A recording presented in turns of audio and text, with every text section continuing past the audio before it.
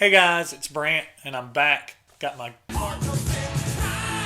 Rick from It's All For You Demon here. And Thank you. you've been enjoying my little soundbite, Rick. Yes, absolutely. I love that. That's awesome. So we're here to do Paul Stanley. We're continuing in The Panel Has Spoken, and we're to Paul. So, I mean, that only means that Ace is going to be next. I mean, that's the logical choice. Mhm. So if you've been playing along, Ace is next. I'm going to go and tell you up front. And so, but we have Paul.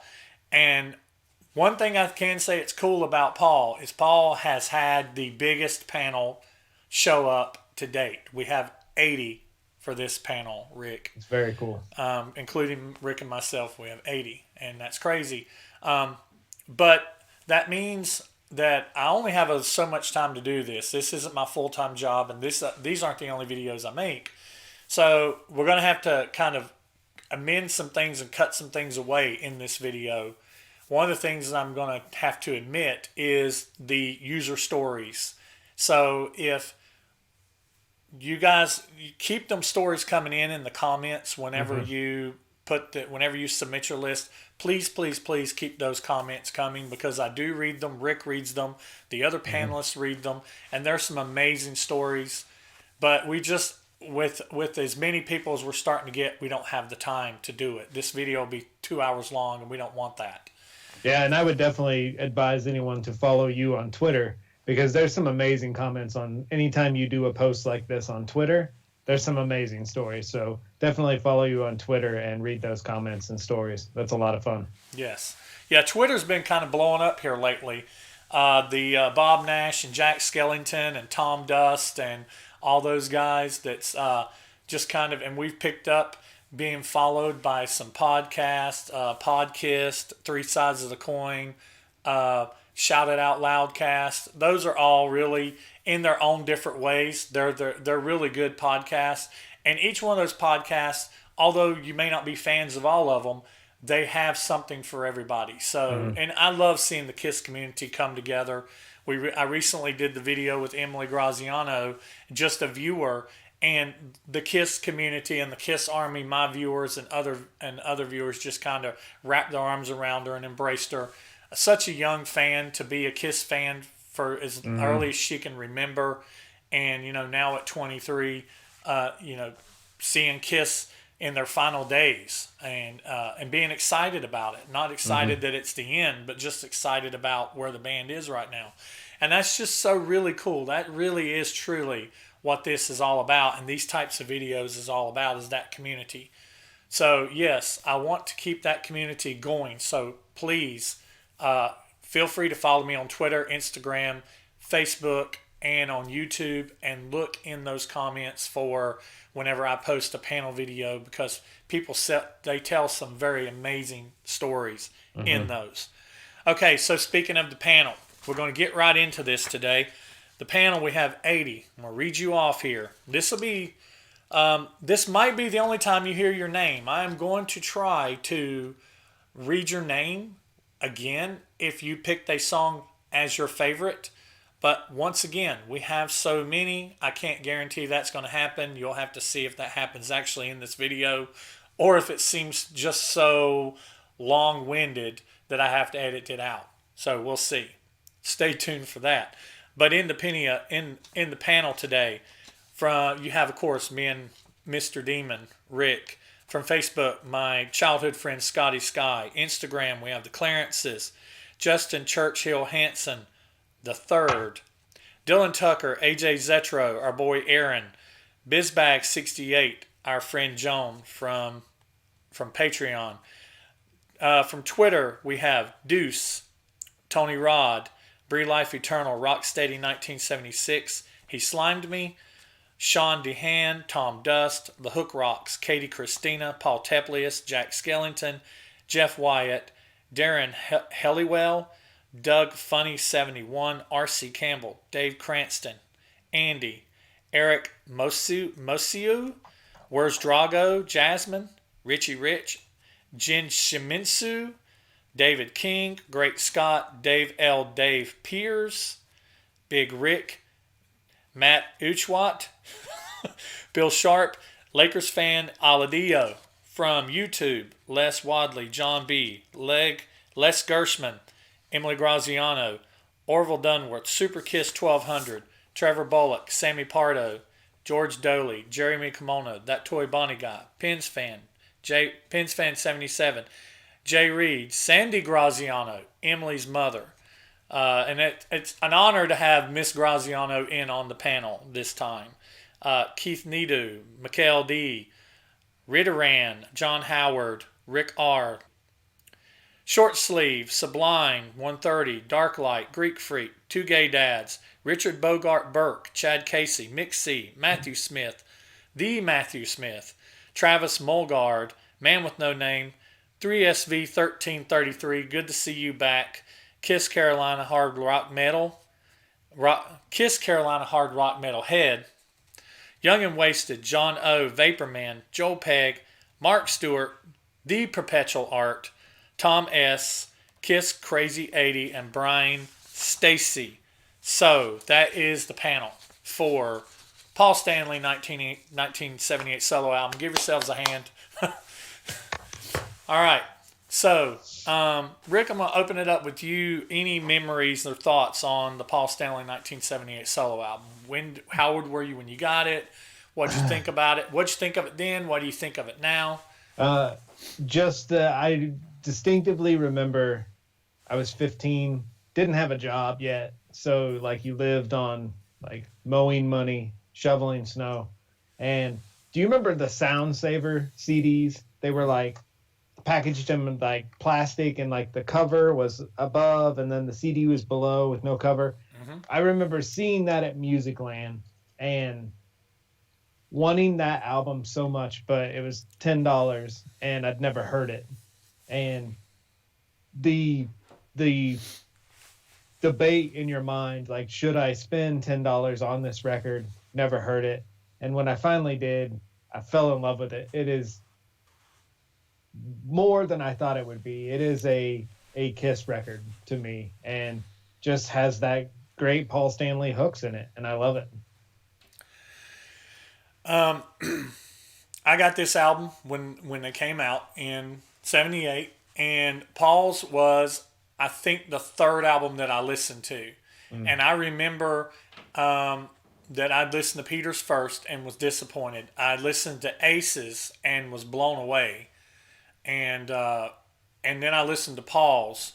And I remember, it's kind of funny, even though the songs have changed, I have about a 2/3 to third like to not really like ratio with Paul's album. Paul's album is shorter. It's shorter track wise. It's 9 tracks because he's got a few longer songs on the album, so he only put in 9 tracks. And it was really impressive because I believe Paul was kind of side-blinded with the project of the solo album. And he went into I think he went into the studio a little short of songs. And I knew he wrote some songs in the studio. Like, didn't me and you talk about a story like he wrote Goodbye at lunch one time? So I think, he's got, I can't remember all the stories. If you go back and watch my Paul Stanley solo album review that I've already done with my son Steven last year, he wrote some songs on the fly. And Paul, to me, is the best performer in Kiss. He is he's a magnet when it comes to, people think Gene has charisma. I think Paul has the charisma. Mm-hmm. Paul, he just exudes sexuality and magnetism, and he can write a damn song. Mm-hmm. Paul, he's an artist. He draws. He's a creator. And he just doesn't write songs to me. Paul Stanley constructs songs. And there are several on here that are masterpieces. Paul has many masterpieces throughout his discography with Kiss. But there are 2 or 3 on here that I'll point out when we get to them that, as far as I'm concerned, are masterpieces. Front to back, they're masterpieces. Whether other panel members appreciate them or not, I'm going to point out to me that they're masterpieces. But yeah, I remember I've always liked Paul's album. Paul's album has stayed in rotation in my playlist for a very long time now, and it's one of my favorite Kiss albums. I love Paul's solo album. There's some songs on it I don't care for, but overall, I love this album. All right, so we're going to go ahead and get into the tracks. So we're going to start with number 9. We didn't have a number 10 this time, so we're starting at number 9. Let me get my paperwork together here. All right, Rick, since you're my resident guest, I'll let you do your predictions first. What did you predict that the panel would choose as number 9? Number 9, I said the panel would choose Hold Me, Touch Me. Yeah. I also predicted Hold Me, Touch Me because from what I've heard, this is not a overall scoping fan favorite song. And so what the panel chose, so I predicted number 9 as well. The panel would pick it as number 9. What the panel actually picked with 185 points for number 9 is Hold Me, Touch Me. And not many people picked it as their favorite song. Let me see if I can look at my spread, because I'm doing it. I usually script this, but I'm doing it with a spreadsheet this time because 80 people is a lot to script. But it looks like Hold Me, Touch Me, we had Justin Churchill and that Toy Bonnie guy. I knew that Bonnie was going to, because Bonnie loves a ballad. So I knew that Bonnie was going to pick this as his favorite song on the album. I pick this as my least favorite song on the album. Yeah, and I know me and you, Rick, we've talked about this in the past. This has that AM gold to it that you love that I'm not the biggest fan of, but I don't like the way this song starts, and this always sounds bad when I say it. I don't like the way this song starts, but I love the way it ends. And because Paul Stanley did a lot of experimentation in the studio, he played almost every guitar on the album. Bob Kulick played some stuff, but Bob Kulick did most of the solos, except for the solo on this song. This song, if you listen to Hold Me, Touch Me, the solo at the very end is Paul. And I think it is one of the best solos. I think it's one of the best solos on the album. It is beautiful. It is composed. You can tell that he composed it. Every note is methodically thought of, and it's beautiful. I just hate that it's attached to Hold Me, Touch Me, because I think it's a great song, and I like the way the song just ends after the solo. I like that. I always thought that you mentioned that. I always thought that the end of this song sounds like a 1970s like coffee commercial. Like it has that perfect ending. It just like kind of in a good mood. Mm-hmm. Yep. Ends with the piano, yeah. And I picked it my 9th favorite. So what about you? I'm more with Justin and Bonnie. I picked it as my number 5, just because it's got the AM goodness to it. It also it reminds me of like a coffee commercial. Like the way it ends, it's just like such a good feeling, and I know I shouldn't do this, but I love its inclusion in Attack of the Phantoms when Melissa's looking for Sam and they're playing that in the background. Yeah. It just touches your heart and makes you feel good. It's my number 5. I know it's not a good song, but I like the cheese sometimes. The pizza with the extra cheese. Do you think? A little side discussion? Do you think it was a good idea for it to be the single release from this album? Absolutely not. No, but I think Casablanca and Paul were wanting an AM hit. They were wanting a Beth, and maybe they thought this could do it, but no, that shouldn't have been the single. Yeah, I agree. There's so many other good songs on here that could have been released as a single. All right, so Working our way up to number 8. So, what did you predict the panel would choose for number 8? I thought the panel would choose Goodbye. Okay. And so, yes, I'm with you on that. My prediction, what I thought that the panel would choose for number 8 was Goodbye also, as well. And what the panel actually chose for number 8, and this surprised me and saddened me a little bit, but what the panel actually chose for number 8 is Ain't Quite Right. Mm. And I remember whenever I reviewed this song with my son that I loved it, and he's like, there's something ain't quite right about Ain't Quite Right.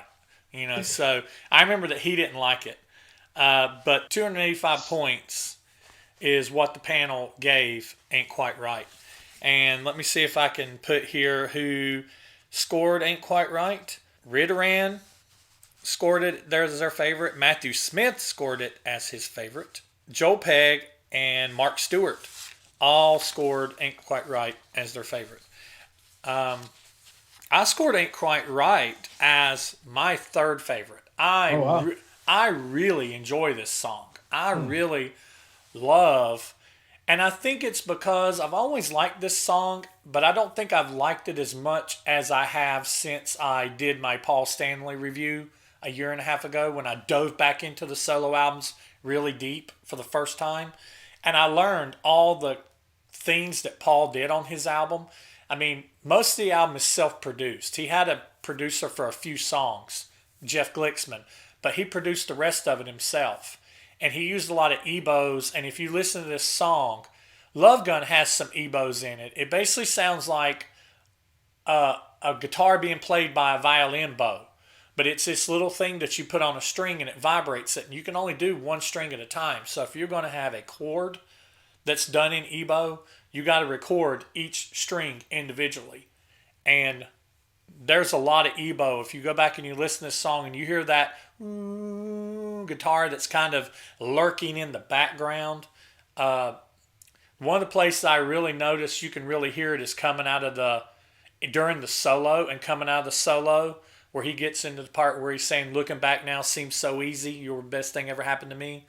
You really hear that EBO coming out. And it sounds kind of eerie, but I love It's All Right. I love the melody of that, of all the times that I've spent hanging around. I mean, it's got that little bluesy feel to it. And it's kind of like if Paul's going to do a bluesy type song, Ain't Quite Right is kind of that, mixed in with a love song. So it shocked me kind of to see it down this low and kind of saddened me a little bit since it's my third favorite. But did you contribute to that? I bet you did. I bet you did. I put it at 8, but so you did contribute. I know. I will say that I don't think it's a bad song. It's just so long. It's very long. Mm-hmm. And I will say, to me, and to your point, this song feels like a vehicle for Paul to show off his guitar prowess, his different techniques with guitar. Given what you just said, I like the song more. If we would have had this conversation prior to me making my list, I think Ain't Quite Right would have been up higher. Because, and that's what I like about this panel, is you hear someone else's perspective and it kind of changed. You were like, oh, wow, I never thought of that. And it changes your mind. So, but it's 8. Yeah, it's okay. 8 for now. Like I said, anybody that scores these songs low, go back and listen to them again after this video with some of the things that we may or may not point out. And, I'm not trying to make you like a song better, but, if it happens, but I love Ain't Quite Right. So that brings us to number 7. So what did you predict the panel would choose for number 7? Love in Chains. Love in Chains. Man, me and you are copying off each other's page right now. I predicted that the panel would choose Love in Chains for number 7 also. And what the panel chose for number 7 with 342 points is Goodbye. So we were a little off. But Goodbye. And Goodbye for me is my sixth favorite. It's kind of like I said. There's about 2/3 of this album that I really enjoy, and a third of it that I don't. And Goodbye is right there on the cusp. It's like in the in between of those two. And Goodbye to me, I remember my earliest memories of Paul Stanley's album. I don't remember if the first time I heard it, if I enjoyed it. I remember it. Two of my earliest memories was that it sounded very much like Kiss, because Paul's songs is a lot of them are Kiss like, and we're actually going to be talking about that. We're going to be revealing what the panel said. What is the most Kiss like song on the album? On a little mini vote that we did. But I remember hearing the song Goodbye and thinking, Goodbye? It's only for now, but I'm coming back. I remember thinking, because all these rumors was flying around about what's going to happen to Kiss. They're getting ready to go on this long break. Yes, and even though Phantom was getting ready to come out, I remember as a kid it seemed like an eternity for Dynasty came out. And it was touted as the return of Kiss, because they had been, it was their last studio album as a band since Love Gun. And that was when a band had been popping albums out every 6 months, 2 years was an eternity. Yeah, and all the albums you had in between. Right. Yeah. And the solo albums, the big thing about the solo albums when they came out is like, when do people go solo? When they leave a band. So everybody was thinking, okay, all four of them are putting out solo albums. So are they splitting up? Nobody really knew. This was, you guys say, we're looking back now in retrospective, knowing what the future held for them. But this is when the future was yet to still be written, and you didn't really know what was going on. So I remember Goodbye just kind of shaking me to being like, no, I don't want it to be over. So, but Goodbye to me, it doesn't really. I can almost tell that it was written in a diner on his lunch break. It's got some cool things. I love that. Ain't it funny how the time slips away? I mean, I love his cadence in the verse, and I love that riff, that da da na na na na na na, in between the verses. But it's just that it just kind of falls flat for me. So, what about you? I chose it at number 6 as well. I do love this song. I love that guitar hook, and it kind of very coming home. And I love just the feel of like you mentioned, his cadence.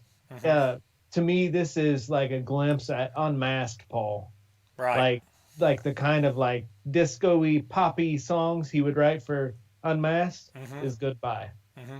And it's amazing. You mentioned on one of your blogs, but you really in all four band members, well, maybe not so much Peter's, but in all four band members' solo albums, you really see some glimpses into the future for Dynasty, Unmasked, The Elder.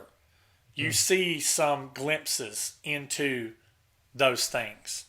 And I failed to mention who chose Goodbye as their number one, and I need to do that really quick to do them justice. Justin Churchill, Where's Drago, Big Rick, and Mick C picked Goodbye as their favorite song. So that brings us up to number 6, just one spot out of the top 5. So Rick, what do you think will be number 6 that the panel chose will be number 6? I had said Ain't Quite Right for the panel. Okay. Me, I said, I predicted that the panel was going to choose Move On for number 6. And what the panel actually chose for number 6 with 368 points is Move On. I picked it at number 6, and I don't know if I was surprised that it came in where it was, or if it was going to be higher or lower. I really didn't know. I actually had a little bit of a suspicion that it would have been higher.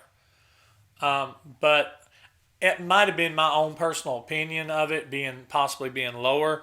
because I chose this as Move On as my eighth favorite song on the album. I'm not a big fan of this song. I don't like the background singers. It's one of those songs that it just doesn't really do anything for me. I don't skip it. I don't skip any songs on this album, even Hold Me, Touch Me, because I'm living to get to that solo. But I don't skip any songs on this album, but Move On just doesn't do it for me. Yeah, I chose Move On at number 9. My least favorite song, but like you said, I don't hate it. To me, it's a little too diva-ish. It's a little too, you know, Paul's androgynous can go a little too far sometimes, and this is an example of that. I do love, if you recall the bootleg from Largo, is the perfect example of how to roll with the punches. Paul forgets a line singing this song, and he just kind of rolls with it, and he just comes in at the chorus, totally blows a line. But I remember being like 19 watching that, and that was a good learning lesson. Like, if you ever blow a line playing in a band, how to roll with it. And I always connect this song to watching that video, and this song just is, I don't skip it, but I move on from it. I wait for it to end. That Dynasty, that Largo show, Dynasty show, that bootleg, that is just such an amazing. It's such an amazing show. I love seeing the song. I love seeing the songs from the solo albums in there. It's really cool to see New York Groove and to see Move On and Tossing and Turning. It's just really cool to see those songs in that. And it always felt like the solo albums were such an important thing. To actually see them, give them time live, was very cool. Yeah, it actually surprised me. I remember being at that show, and whenever they started playing solo albums, I was 10. Whenever they started playing solo album songs, I remember being surprised. Oh, yeah. Because even the solo albums seemed kind of removed by that point in time. Even though we kind of lumped that time, the Live 2 double platinum solo albums, Creature or Phantom of the Park, and Dynasty, we kind of lump all that in together. But there was some space in between those that when you were living it, it felt long. Especially a kid my age, it felt long. Move On. Didn't have many people pick it as their favorite. There's 2 people that picked it as their favorite, and that is Richard Robert Burke and Chad Casey picked Move On as their favorite song. So that brings us to number 5. And I'm going to go say something you kind of said in your, we've said in Gene and with Peter and stuff like that. 5 and up for me, for Paul, they could all be, it's agonizing to pick which one is my number 1, especially when you get in the top 2 or 3. Top 3, definitely, it's agonizing to pick. So my top 5 is all love, love, love. So y'all just need to know that. So who did you think that the panel was going to pick for number 5? I thought it was going to be Move On, because I knew a lot of people love that song. So I thought it was definitely going to be in the top 5.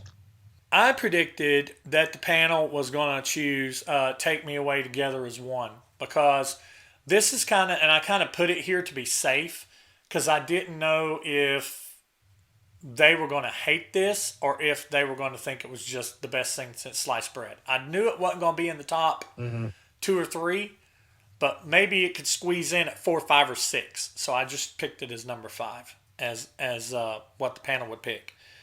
What the panel actually picked at number 5 with 390 points is Take Me Away Together as 1.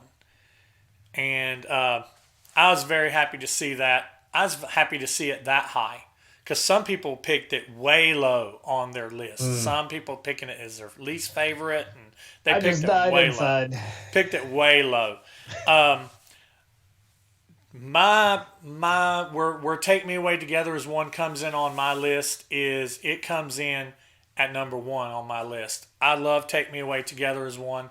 If there is a Paul Stanley masterpiece on this album that flows and ebbs and and captures all sorts of depths of creativity. It is this song right here, Take Me Away Together as One, is amazing. I love the notes in this song. Some of the minor pentatonic notes that he's playing in this song, and this is, except for the solo, is mostly Paul. And I love Take Me Away Together as One. Number one for me. So Yep. what about for you? Absolute number one. This is a Zeppelin-esque classic. The hook in this song, when he does the "Yesterday is far away, so take me out to sea," that power. I can see why some people would not like it, but to me, it is the perfect like rock ballad. This, it's almost like like you said, a masterpiece. It like starts off and then it builds and then it builds and it just takes off. And Carmine Appice, Oh yes. drums, my gosh, those last fills he does, goosebump material. Absolute number one for me. Amazing song. So Take Me Away Together as One. Me and you picked it as our favorite. Great Scott picked it as his favorite. George Doley, Sandy Graziano, Greek Freak, and Kiss Crazy 80 all picked this as their number one song. That is some great company to be in. So, number 4. What do you think the panel's going to bring us? It's all right. It's all right. Okay. Number 4, I predicted that they were going to do Ain't Quite Right. I thought Ain't Quite Right was going to be much higher than it was. And I think it was just because of my own influence of how much I love that song. I didn't fathom it being as far down as at 8 where it was. So what the panel brought in at number 4 points above Take Me Away Together as One. The panel brought in at number 4 Love in Chains, which surprised me for Love in Chains to be that high. Yeah, that's shocking. But Love in Chains for me is my 7th favorite song on the album. It's another one of those songs. It's kind of like Goodbye. Goodbye and Love in Chains to me are a lot alike as far as they just don't really grab me in any way. And so that's why 7, 8, and 9. They're 7 and 8, and then 9 is, of course, Hold Me, Touch Me. But you hear Paul. I can say, like I said, I don't hate it, but you can hear Paul really experimenting with his voice. He does that. But is it time? It's time. He does that little falsetto thing that you'll really hear him do on songs like Magic Touch. And you'll hear him do on Just a Boy. So, like I said, little foreshadowing to. I saw you had a video where a fan said, "Oh yeah, Magic Touch. He does that falsetto that he will carry on in Just a Boy."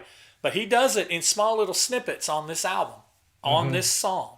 So he was really just like Gene, he was really trying to experiment with not only his instrumentation, but also with his voice and expand his songwriting and write songs that aren't Kiss songs. But for me, Love in Chains just kind of falls way down. Where does it fall for you? I'm the same at number 7. To me, I remember growing up, Van Halen 1984. There were kind of 2 forgotten songs on there, Girl Gone Bad and House of Pain.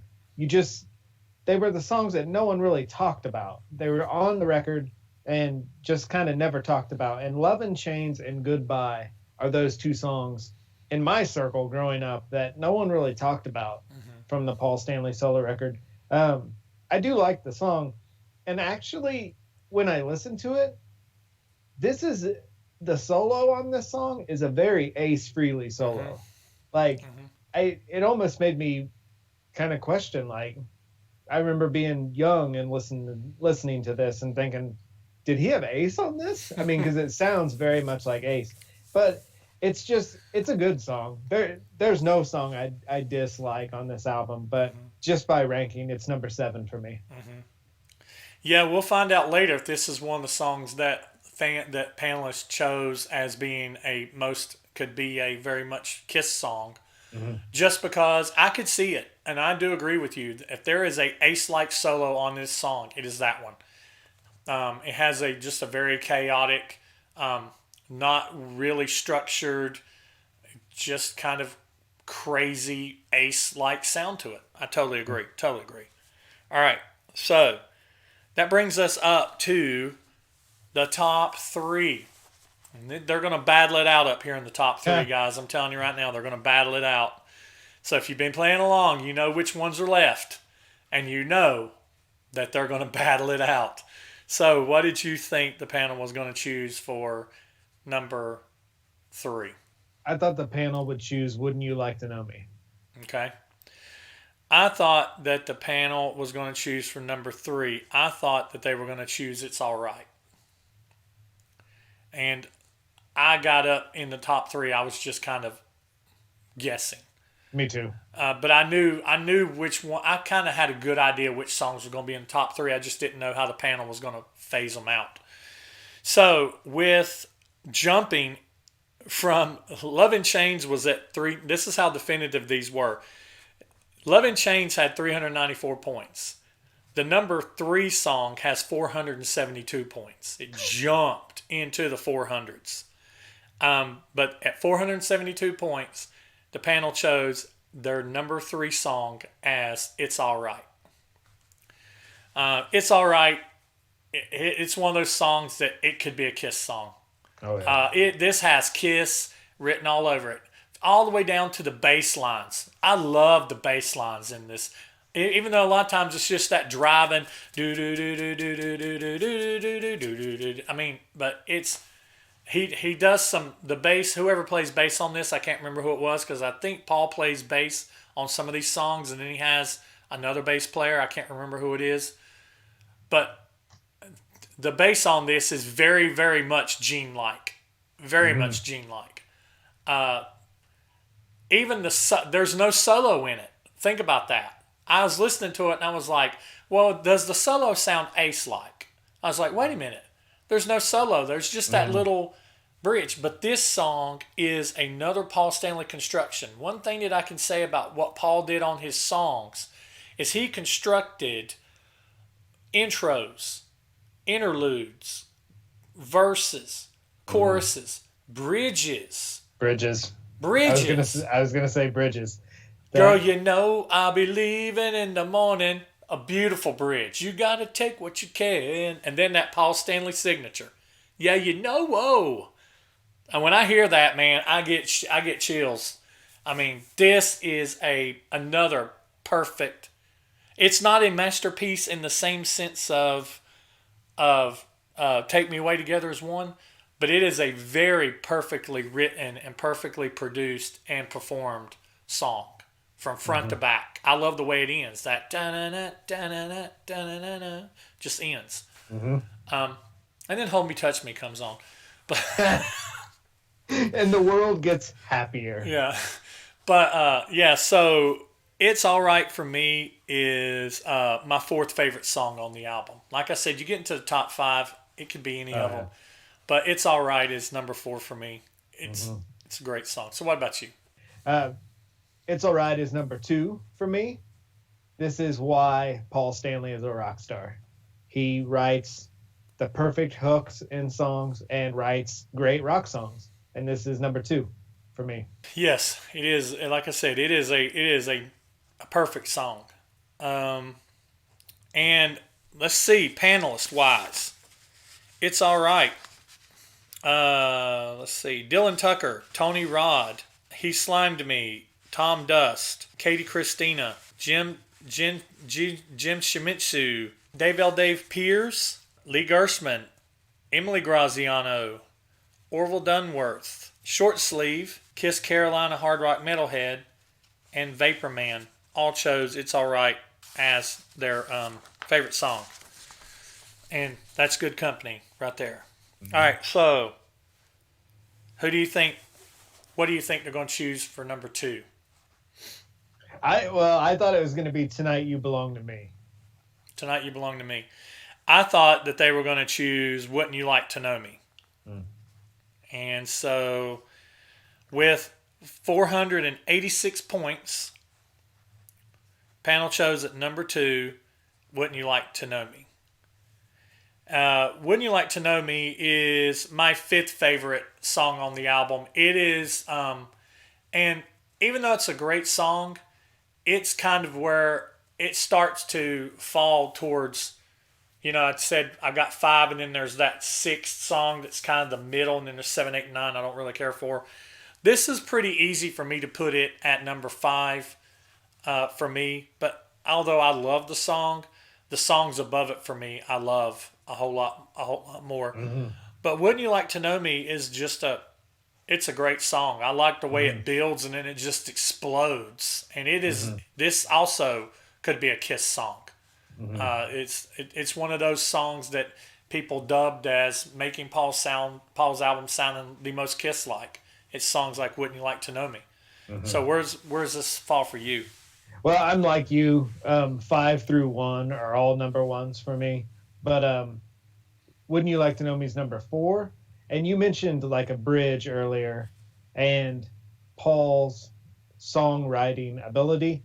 I remember being 19 and learning this song and playing this song with my friend Danny in my mom's basement in our little band room, and just learning a Kiss song and playing a Kiss song was magical. And there was like a power in that. Like, wow, I just learned a Paul Stanley song and we just played a Paul Stanley song. And to me, that memory makes me love this song. It's such a great rock song, and another example of Paul Stanley just writing a good rock song. Mm-hmm. One of my favorite parts about this song is when they come out of the solo and they break down to where it's just the drums. And that one little rhythm guitar doing that thing, and there's no bass, and that guitar just comes back in and they do that feel, and he breaks back into the chorus. Mm-hmm. I love that part. That's just a great part of this song. All right, so the power of deduction tells you what the number 1 song is, but let's see. Oh, wait a minute, we got to do the Wouldn't You Like to Know Me's. There's a lot of you guys, and I don't want to leave you out. So, AJ Zetro, Deuce, Sean DeHaan, The Hook Rocks, Jeff Wyatt, Darren Harwell, Doug Funny 71, R.C. Campbell, Andy, Bill Sharp, Aladio, Super Kiss 1200, Trevor Bullock, Two Gay Dads, Man with No Name, 3SV 1333 was their favorite song, was Wouldn't You Like to Know Me? So, power of deduction leads us to what is number 1, but what did you predict was going to be number 1? I thought it was going to be Take Me Away Together as 1, but apparently we are wrong. I was hoping it would be Take Me Away Together as 1. I predicted Tonight You Belong to Me was going to be number 1. I thought that it was going to either be that or Wouldn't You Like to Know Me or It's All Right. I just felt like those are the songs that you always hear people say that are their favorite songs on this album more than anything else. And so with 570 points, so it's pretty definitive. Because number 2 had 486 points, and Tonight You Belong to Me had 570. So 570 points the panel chose as their number 1, Tonight You Belong to Me. And this is my second favorite song on the album. This is almost Take Me Away Together as 1, part 2 to me. I love the whole. Totally agree. I hold the way it starts out, and you hear a lot of the ebos in this. When he's saying "You Belong," when it comes into that dun na na na na na, whenever it kicks in, if you listen, you'll hear the ebos. And in whenever he's doing the chorus, when he's saying "You belong" and he's holding that out, you'll hear the ebos in the background. And I just the amount of time you have to overdub to put in all those ebos right there just shows how much care he took into his album. It was a personal project for him. So as far as who picked this as their number one, we have Bizbag 68, Rocksteady 1976, Paul Teplius, Jack Skellington, Dave Cranston, Eric Musu, Jasmine, Richie Rich, Mac Utweet, Lakers fan, Les Wadley, John B., Sammy Pardo, Jeremy Kimona, Pens fan 77, Jay Reed, Michael D., John Howard, Rick R., Sublime, Darklight, Travis Mulgard, Young and Wasted, John O., Perpetual Art, Tom S., and Brian Stacy. So that's the list. I mean, it for the most part came out the way that I was hoping and predicting that it would come out. But I always loved that Tonight You Belong to Me riff reappeared in Sure Know Something. I always loved that. Bass line. Yep. You're right. It sure did. Okay, so just to recap real quick. Hold Me, Touch Me is number 9. Ain't Quite Right is number 8. Goodbye is number 7. Move On is number 6. Take Me Away Together is number 5. Love and Chains is 4. It's Alright is 3. Wouldn't You Like to Know Me is 2. And Tonight You Belong to Me is number 1. So, as an additional, I added the questionnaire. Which song do you think sounds the most like a Kiss song? What song do you think could be a Kiss song if you had to pick one? So, and being the one that would sound the most like a Kiss song on the album. So, Rick, what do you think? I chose Goodbye because I really, every time I hear Goodbye, I imagine Unmasked. And so that's the one I thought translate best to a Kiss record. Okay. I felt like the song that sounded the most Kiss-like to me, there's several on here, but the one I thought sounded like, man, you could rip that off and slap that on Dynasty and it would work perfectly in its current form, because not only does the material of the song sound like it could be a Kiss song, but the performance on this album, the way the drums are played, the way the solo is played, or lack thereof, the way the bass is played, the way Paul sings, and to me that was this. It's Alright. What the panel chose is I'm going to give the top 3.